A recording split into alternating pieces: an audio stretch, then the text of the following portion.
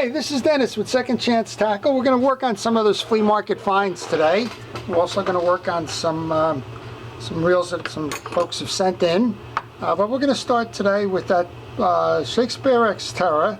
It came to me on a rod and reel combination. It was one of those relatively inexpensive, get a lot of reels and rods for like $10 each or something. It wasn't much. This one I noticed has a broken anti-reverse override.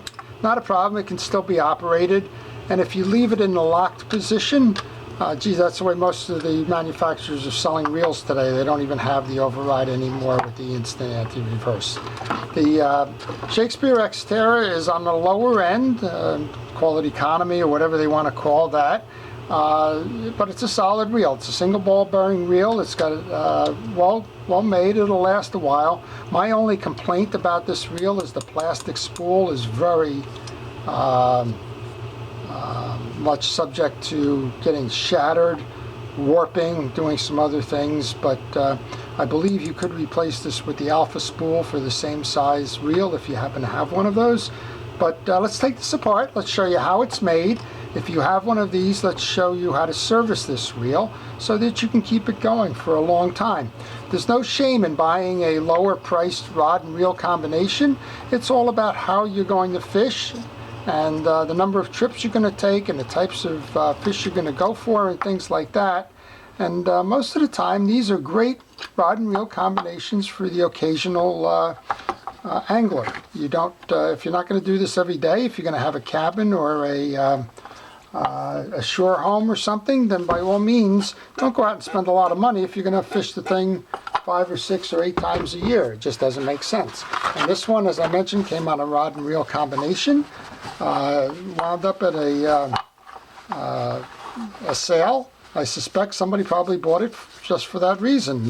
Put it down there, have some cottage guests and the like come down and use them, and then either got out of the house or decided that not enough people were using it, or it just became wall hangers and decided to get rid of it. I don't know the full story there. What I do know is the reel's got plenty of life left in it, and we're going to go put it back in use, which is the whole idea behind Second Chance Tackle. So we're going to just clean this up. You saw I took some of the grime off of that, probably just from laying around. And we're going to put that off to the side for a moment. And then we'll get down to the business end of this reel. So again, this is an economy reel, if you will, from a pricing standpoint. It's I think the whole rod and reel combination is probably a $30 combination, maybe $35. It's not that expensive. And you find them all over the place. But that doesn't mean that they shouldn't be serviced and taken care of. So we're going to start by taking the exterior parts. You saw me remove the spool and the drag adjuster knob. You saw me remove the handle, which was a screw handle. That screw handle screws into the main gear, and it comes off by turning it in a clockwise direction. And now I'm taking the 4 side plate screws out. I can't remove the rotor at this point because that's not a non-removable click ratchet. So in order to remove the rotor, we have to take the axle out from underneath here.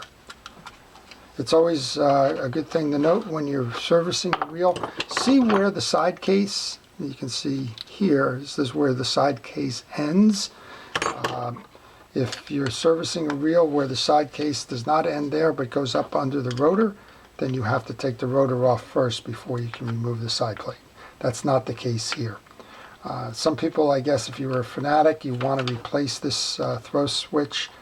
I suspect that that part is not available, and if it did, the cost between the part and shipping it to you would probably be the cost of the reel. So I would tell you just live with that. And I know exactly how that would happen. Somebody's fishing on a pier or on a boat rail or something, gets a fish, slams it down, and there you go, chipped plastic gone. All right, let's take the side plate off. And as we mentioned, this is a single ball bearing reel, so you don't have a ball bearing in the side plate here. You have a plastic bushing.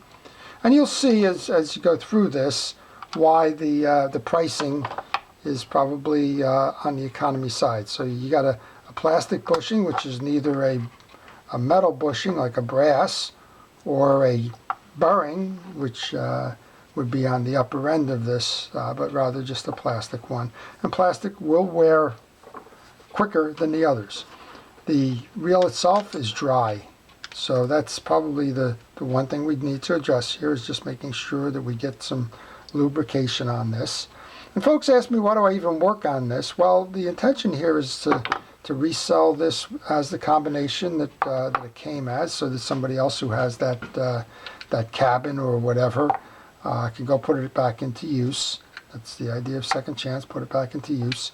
And I don't like to sell things that I don't know the history behind.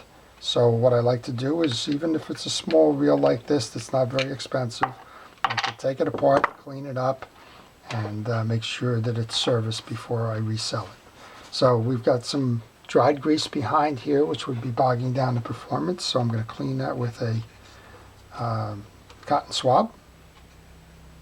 And you can see that all that grease landed there. So here's my theory on that. This reel was probably stored like this. Gravity did its work and pulled all of the grease down into that case there. Just a theory, but I've seen enough where they've accumulated like that to probably make that a pretty good guess. We have some sand up here. That probably tells me that it's been used along the ocean. Some probably used by a inexperienced angler who dumped it in the sand, but that's okay. Each one of these reels has a history. Here's another example. This little tie down is plastic as opposed to metal. Just save a penny here or a penny there, I guess, in terms of the economies. Then we're going to go ahead and take this rotor off, just to show you the anti-reverse features, and we also want to clean that sand out of there. So I see already on the anti-reverse, one of my viewers had written in a question they lost the method for the anti-reverse, and this one has that setup on it, so I'll show that to you. This has the old sawtooth anti-reverse. This is not an instant anti-reverse, but rather it has a cam that, as you back it off, sticks into these slots. I'm just going to try and get some of the sand out of there as well. It's off camera, but apologize for that. Sand is the enemy of fishing reels, and please, if you have it, don't overlook it, get it out of there. Just using a little bristle brush to clean that up. We're good there. I'm going to put a drop of oil into the bail trip mechanism. Put a little bit while I have this open here on both sides, and one on the line roller, even though that's not a bearing. Flip it just to make sure that it works its way in. You saw me clean the other piece. I'm going to use Purple Power. It's a pretty good general concentrated degreaser. It's available all over the place online. Walmart has it. Auto stores have it. It's a good general use product. If you find you have some built up grease and the like that may have bled out of the reel, go ahead and use that. Shines it up nicely. Okay, so the rotor's off to the side. Here's our main gear. We're going to just wipe that down.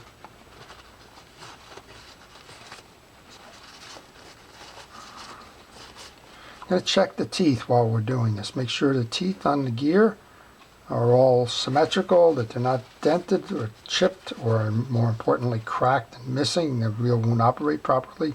But this one has been a very low use reel, which is kind of what we were saying before. If you know what you're purchasing and how you're going to use it, then this can be a value reel at a relatively inexpensive price. So you don't need the $400 reel if some guest is going to use it on a weekend stay. Here's that anti-reverse then. So what happens is, as you're spinning along, the reel is pulling it in. This little eccentric spring is pulling it in. As soon as you go to back pedal, this spring is going to push it out, as you notice. That pushing out is going to grab the teeth in here and will stop the reel. And then this little swing here is your override to keep it in. As I was doing that, I just noticed that there's some sand on here. Let's get that sand off as well. Little blow. Okay, so that's that. this is where your ball bearing is. Now this one's running fine. I'm just going to put a drop of oil in here. I'm not going to remove the bearing at this point. But if you needed to, there's 2 screws here. You can pull the collar up and remove it. Doesn't hurt to also come in from underneath on that bearing and flood that as well. Again, this reel has not been serviced. That's apparent. It's got dry grease, so you want to do your best to do that. Cleaning it up and then redoing it. Okay, I'm going to grab my reel grease then, and I'm going to put a good coating of that onto the pinion gear.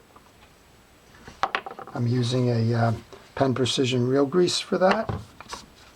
And we're just going to do what needs to be done here from a general servicing. A little bit of grease onto the shaft that's going to hold the crosswind gear.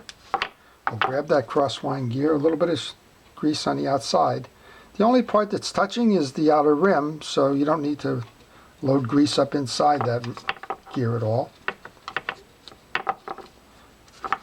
Probably should have done this before I just put that on, but get some grease into the teeth of that crosswind gear as well. And again, the idea of how they've made their trade-offs here in pricing. This is not very expensive metal. I think the term pot metal has been around for a long time. I would guess that's what this is, just some kind of an alloy. But again, for the use that this reel is going to get, or the intended use that this reel would get, you don't, it should be sufficient. Alright, just locating the stud onto the crosswind block then. I'm pulling that all the way down below because that's where you're going to get clearance on the main gear. Here's your main gear. Same idea, we're going to get some grease onto the shaft, and we're going to get grease onto both the teeth that are going to drive the crosswind block, which is the back smaller teeth, and the teeth that are going to intersect with the pinion gear. So just, you don't have to get it in every tooth, just you can be liberal with this one, and you can assume that this probably won't get serviced again for some time, so don't be shy about putting that in. Okay, then we can put the rotor back on then. We've cleaned that up, we've lubed underneath. We have the nut here. This is a 15 millimeter nut for those of you following along. You want to get your tools out ahead of time. Once we finished with the nut then, we want to put the tie down on, or the hold down. Just line it up. There's several access points for screws here. Just find the one where it can tighten in.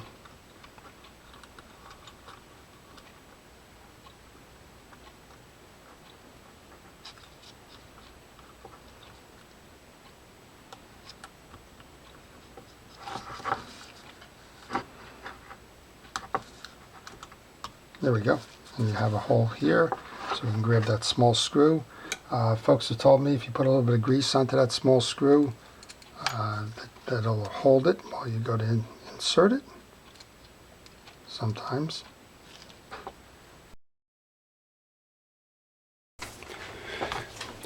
So once we complete the screw and the tie down, then it's time to set the axle.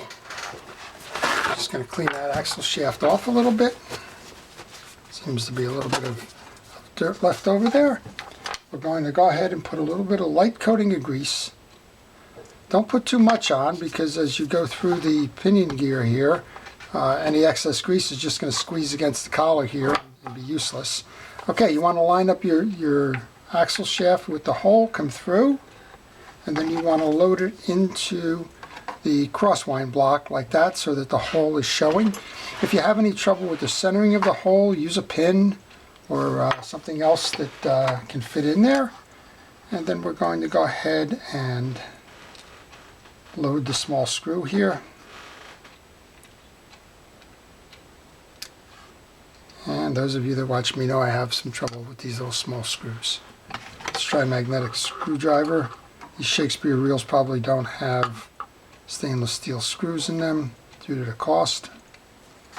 Okay, we'll put that in. So a magnetic tip screwdriver will hold that. And then we're just going to button this up. So we'll take the side plate has the bushing in it. Snap it in. I always like a nice crisp snap like that. It tells me that there's nothing binding inside. And then we can put the side plate screws in. There's 4 of those. They're all the same size, so it doesn't matter which hole they came out of.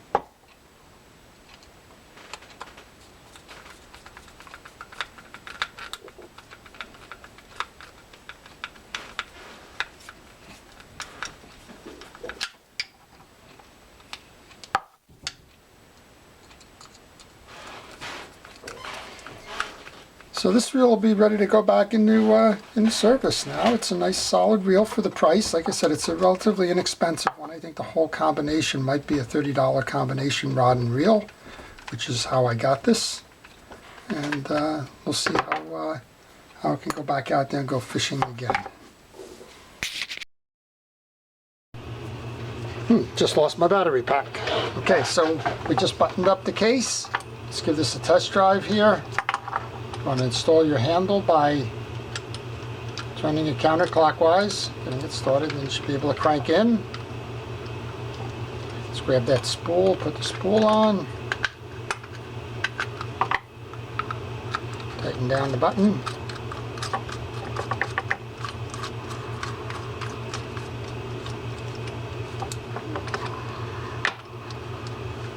Make sure that's holding. Yep, tight there. There you go. So that's the Shakespeare Xterra then. It's a single ball bearing reel, as you saw. It's a nice performer for what it's priced at. It's an occasional use reel. It comes on a combination, runs about $30. And as long as you keep them greased and tuned up like we just did here, this reel will last you a long time. So I hope you've enjoyed that. If you did, please subscribe. Certainly, I post frequently. You'll see more of these types of videos. And I thank you for watching. This is Dennis with Second Chance Tackle. Have a great day.